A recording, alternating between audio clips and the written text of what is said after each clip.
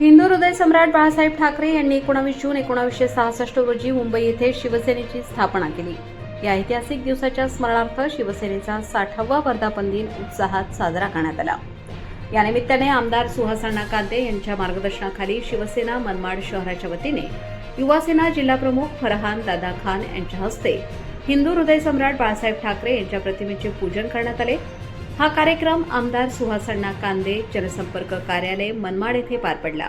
यावेळी नगराध्यक्ष योगेश बबलू पाटील, शहर प्रमुख मयूर बोरसे, माजी नगराध्यक्ष राजाभाऊ पगारे, शिवसेना, युवासेना, महिला आघाडी तसेच अंगीकृत संघटनांचे पदाधिकारी, शिवसैनिक व कार्यकर्ते मोठ्या संख्येने उपस्थित होते.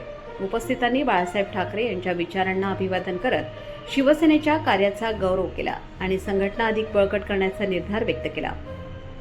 कार्यक्रमात शिवसेनेच्या स्थापनेपासूनच्या वाटचालीचा आढावा घेण्यात आला. तसेच समाजहित आणि जनकल्याणासाठी पक्षाने केलेल्या कार्याचा उल्लेख करण्यात आला. वर्धापन दिनानिमित्त उपस्थित शिवसैनिकांमध्ये उत्साहाचे वातावरण पाहायला मिळाले. प्रबंधभूमी महाराष्ट्र न्यूजसाठी अझर शेख, मनमाड.